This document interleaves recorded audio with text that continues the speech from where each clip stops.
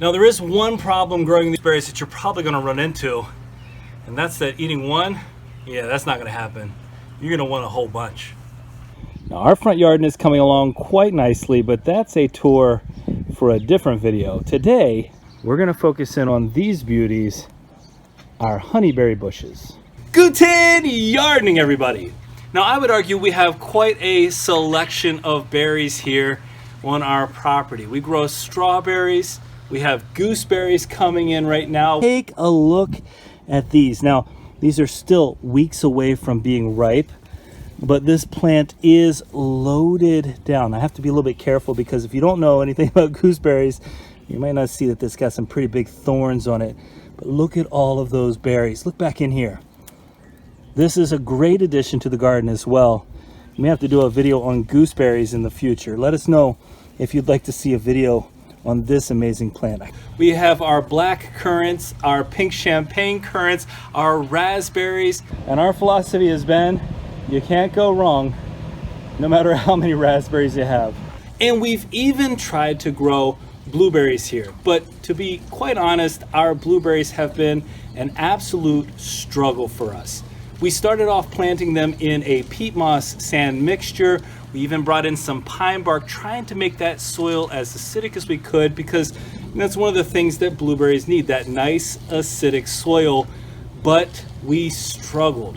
We're at a point right now with our blueberries that we've actually moved them into containers, and we're really trying to bring them back to life. But today our focus isn't on any of those berries. It's focused on these beautiful plants around me. These are honeyberries, also known as haskap berries. Now, there are a lot of things to love about these berries, and they have not been, unlike our blueberries, a struggle for us at all, because they're a pretty simple plant to grow and to see some nice production. So in today's video, I'm going to talk a little bit about these berries and why we like them so much, and some of the necessities in terms of growing them successfully, and hopefully convince you to potentially give this type of berry a try. Now, first and foremost, this plant is part of the honeysuckle family.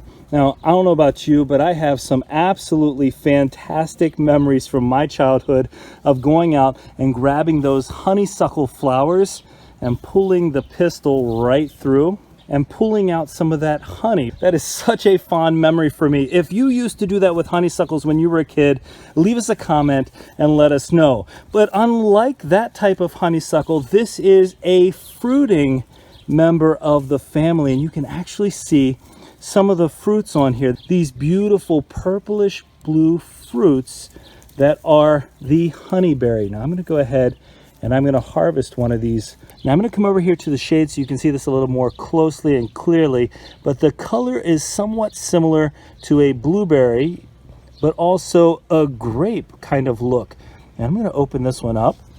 Got to open that up with my teeth, and you can see what the inside looks like, including some of the seeds. And we can actually take a look at the varying stages of development here. You can see it starts off green, and then that middle stage, it's more reddish and less purple, and it's smaller, and then it plumps out really nicely here once it's ripe. And if we talk about the taste of one of these honeyberries, I would compare it, somewhat like a blueberry. It's a little bit tart in some ways, so a lot of people talk about it as a mix between a raspberry and a blueberry, maybe even a grape kind of taste. I'll open this one up as well. Pretty nice sized seeds inside, but definitely you can eat the whole thing. Pop it in your mouth like a really nice, refreshing snack. These are gonna go dormant all winter, but you can see just how quickly, we're only at the beginning of June here in Zone 5, Wisconsin, and just how quickly they fill out. They flowered a couple of weeks ago, and then the fruit themselves ripen up pretty quickly. In fact, we've already taken a good many off of here, but there are still some coming in, some ripening up even as we speak. But one of the things that we learned for sure is that this type of berry is something that our birds really like. So you got to get in here and protect these. Now, one way to do that is to take what we have some bird netting that we can lay over top of it. And actually, with our vertical setups that we have, these tomato cages around it, we can easily lay the netting over top to protect our fruits from the birds. And again, that is something you want to keep in mind. Now, if we look at the height of this plant, this one's about 4 feet high. Most of them are around 3 feet in height, I would say. So it seems, at least to us, to get a little bit bigger than the blueberry bushes that we've tried to plant in the past. But one of the big differences is the soil for these is not nearly as particular as that of the blueberry. So a blueberry likes that 4.5 to 5 pH. This can handle anywhere from a 5 to a 7 pH for your soil. It's much less picky than a blueberry. And it's going to produce a nice crop for you around year 3 or 4. Now this is year 3 for us, but our understanding and what we're experiencing so far is that it takes about 3 to 4 years before you really kick into that nice heavy production of the plants. Now we've learned that most varieties of honeyberries are not self-pollinating, so we're not going to be able to get much of a production at all if we just have one plant. And so what we really need are 2 plants or more that are different varieties that blossom at the same time. And that's important, and it's important to figure out what varieties are probably best in your area. Now, honeyberries are actually originated in a more cold-tolerant part of the world, so they're a great plant to grow in our zone. Now, I mentioned our zone is perfect for honeyberries, but really anywhere between zones 2 to 8 work well. These are very hardy at the root, and so if you're in one of those colder zones, you're going to be just fine with these. And I think that's something that's not always true for these berry plants. You don't always get a plant that can handle zone 2 and then also be able to handle all the way up to zone 8. Again, I promise you, these are so delicious. Look at this grouping right here, this grouping of 3.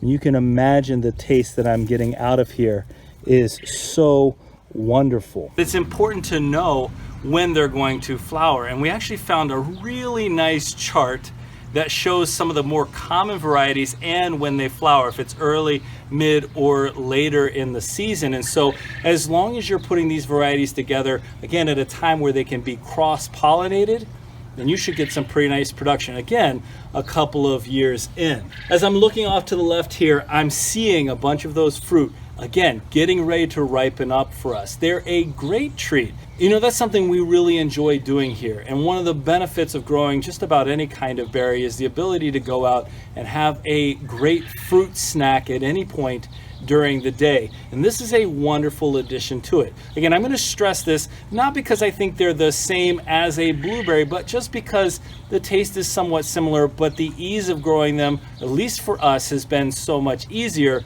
that if you're looking to grow something but you don't have the time or the soil to be particular with and to really refine for your blueberries, this might be a great alternative for you.